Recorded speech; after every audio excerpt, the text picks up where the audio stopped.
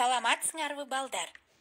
Бүгін біз сілер менен қырғыз тіл сабағында жат жазуу жазабыз. Жат жазуустун аталышы қырғыз тилим. Бұл жат жазууну жазаарда балдар жакшылап кунт коюп угуп, туура жазганга аракет кылгыла. Ребята, на этой странице есть проверочные слова. Эти слова вам помогут вам написать диктант без ошибок. Я очень надеюсь, что вы будете внимательны и напишите этот диктант на 5. Желаю вам удачи.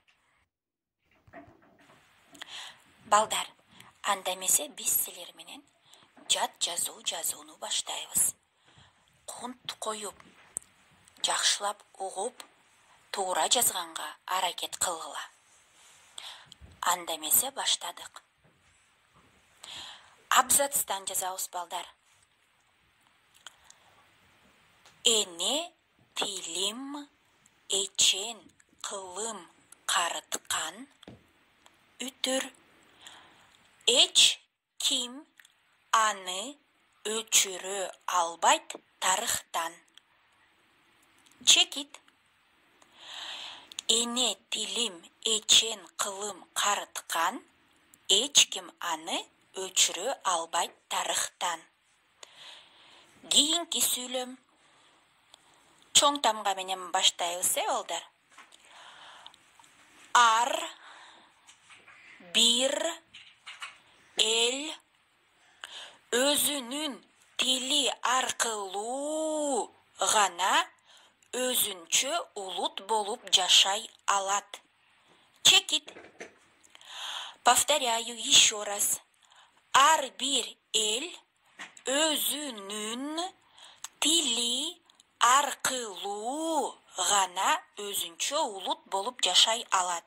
Ребята, вы знаете, что в кыргызском языке после буквы «Л» мягкий знак не пишется. С красной строки. Начинаем с большой буквы.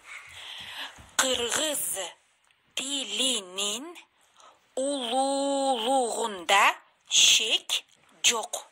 Чекит. Повторяю еще раз. Кыргыз тилинин улуулугунда шек жок. Чекит. Новое предложение. Анткени үтүр. Үтүр, вы знаете, что это? Улуу.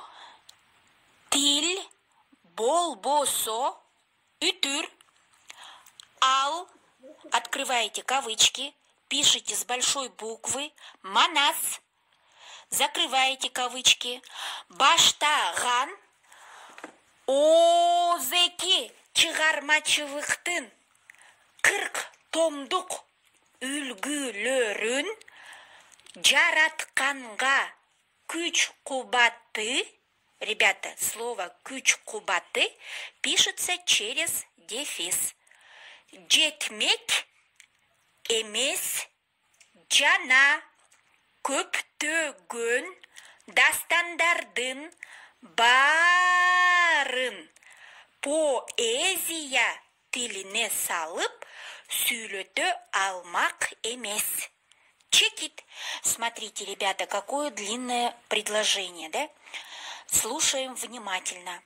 Анткени улуу тил болбосо, ал манас баштаган озеки чыгармачылыктын 40 томдук үлгүлөрүн жаратканга күч кубаты жетмек эмес жана көптөгөн дастандардын барын поэзия тилине салып сүйлөтө алмак эмес.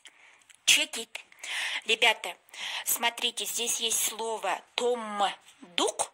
Там после буквы О пишем букву М. Новое предложение. Андай бийик деңгээлге жетүү үчүн тил 1000 жылдық жолдорду басуусу керек. Чекит. Андай бийик деңгээлге жетүү үчүн тил 1000 жылдық жолдорду басуусу керек. Чекит. Новое предложение. Кыргыз тилинин улуулугун кыргызча, орусча сөздүктүн автору белгилүү окумуштуу чекит с большой буквы пишем, ребята. Юдахин. Кавычки открыли. Кыргыз. С большой буквой пишите. Кыргыз тилин изилдеп үтүр бүт жан дүйнөм арбалып чыга албай калдым. Үтүр өзүнчө бир сырдуу касиети бар экен, закрыли кавычки, тире деп айтканы бекеринен эмес. Чекит. Ребята, слушаем еще раз. Повторяю это предложение. Оно очень длинное. Кыргыз тилинин улуулугун кыргызча тире орусча сөздүктүн автору үтүр белгилүү окумуштуу